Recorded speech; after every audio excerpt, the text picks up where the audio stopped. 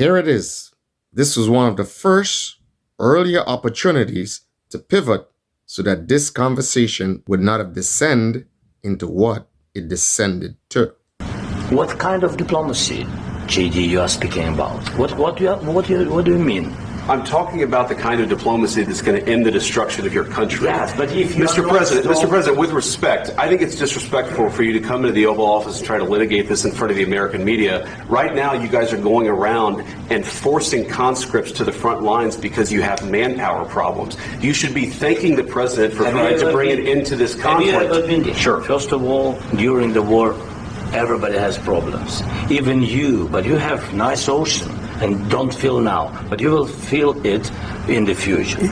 And that right there was one of the early triggers. That is pretty much saying that America would not be able to defend itself against the Russians. Now, the President of the United States will definitely not appreciate that. God bless. You don't know that. God bless. God bless. You will not have war. Don't tell us what we're going to feel. We're trying to solve a problem. Don't tell us what we're going to feel. I'm not telling you. Because you're in no position to dictate that. That's exactly what you're doing. You're in no position to dictate what we're going to feel.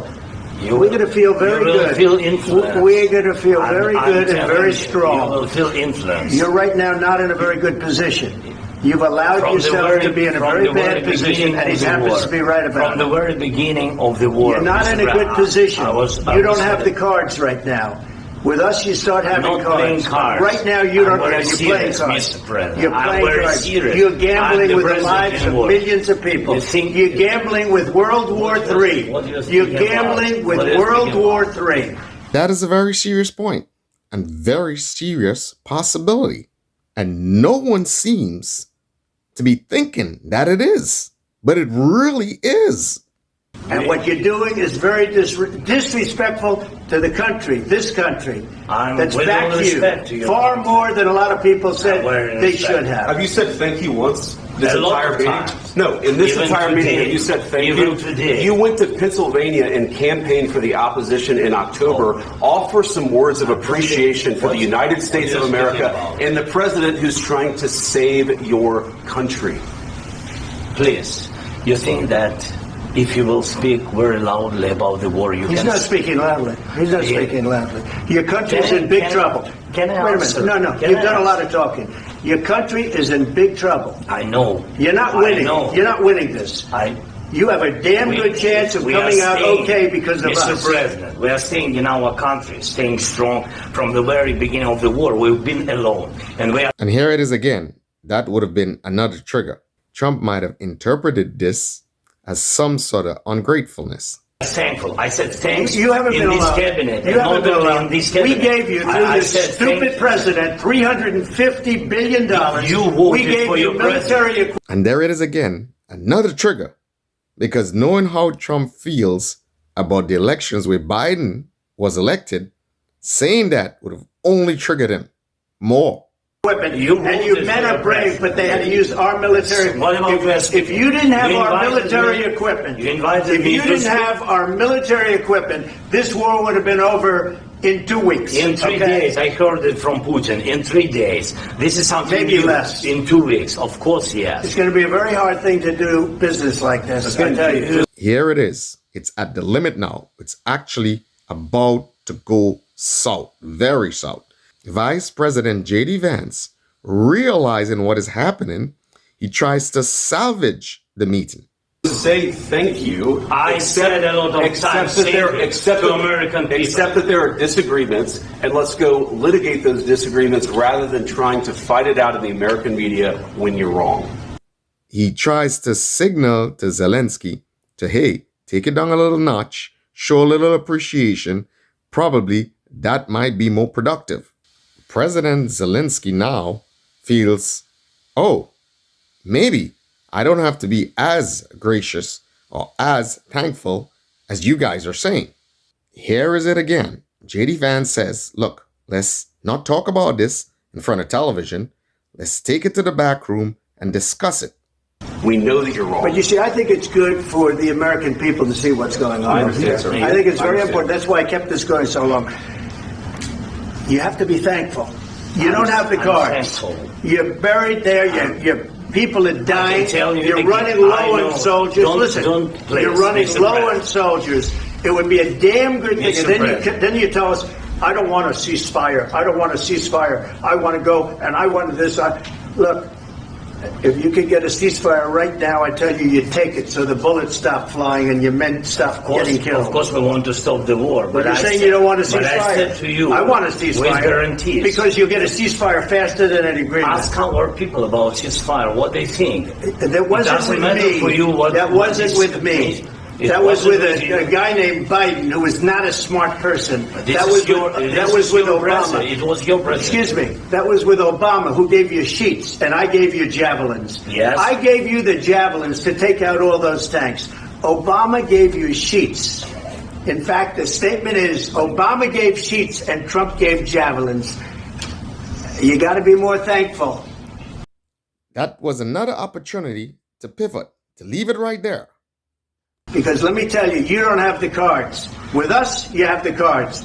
But without us, you don't have any cards. One more question to Mr. Vice President. I'm sorry. It's going to be a tough deal to make. Because the attitudes have to change.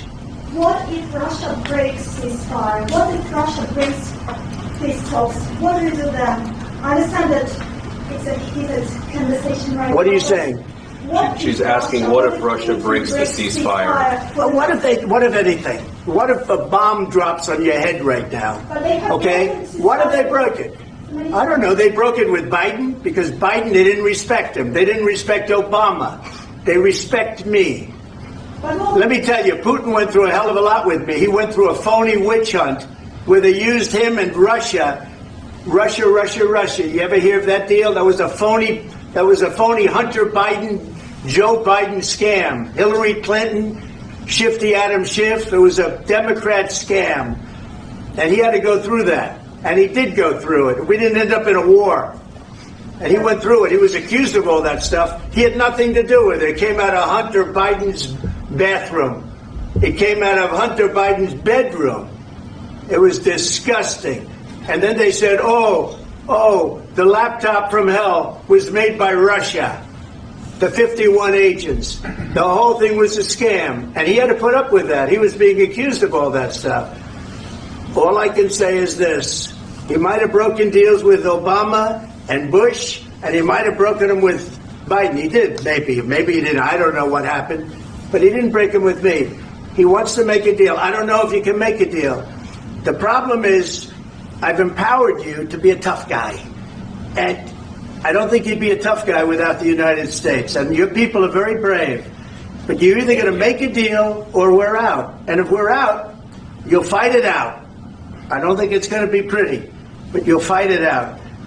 But you don't have the cards. But once we sign that deal, you're in a much better position. But you're not acting at all thankful. And that's not a nice thing. I'll be honest, that's not a nice thing. At this point, it has totally broken down. President Zelensky has stopped speaking. There's no more communicating anymore. So we know that it's definitely broken down.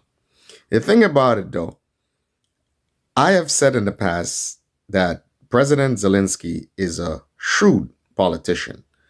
So my sense or my feeling, I suspect there's a possibility that some nation, probably in Europe, is getting in the way of this negotiation so that President Zelensky may feel that he has options or some backup, because we've seen this before. And I don't think you'd miscalculate and miss this opportunity to make a deal here if he didn't have a backup. I'm hoping he does. Because it's the same thing that it was alleged that Boris Johnson, at the last minute, when they tried to make peace before, at the last minute, it is alleged that Boris Johnson told him to not sign a deal. So it's quite possible. I don't know. It could be Germany. I don't know. It could be some European nation, or it could be a collection of European nations at the last minute saying, look, don't worry, we'll give you some sort of guarantee or we'll help you out. So to have such a change of heart, I mean, to travel so many miles and then have a change of heart, there must have been something that changed. President Zelensky obviously knows that something has changed, So he probably wants to buy some more time to weigh his options. Because in the annals of politics, they always tell you, know who you are dealing with. And I am sure that President Zelensky knew that if he were to become forceful in dealing with Trump, that it would not have ended well. So I would hate to think that he doesn't know who he's dealing with. I'm sure he does. So that is why I'm suspecting there is more to this. There is something here that is not apparent, but there's definitely more to this. One thing is for sure is that President Trump is adamant about getting a deal towards peace. And a lot of what he has said is actually very practical, very pragmatic, and very reasonable, and grounded in logic. So the media in the past has always painted Trump as some sort of warmonger, some sort of guy that was going to get us into World War III. But it's quite obvious. To the contrary, he's more interested in making a deal, in bringing peace to Ukraine-Russia conflict, as he has done so far in the Gaza conflict, than anything else. So there you go. The media has always painted this man in a very bad light.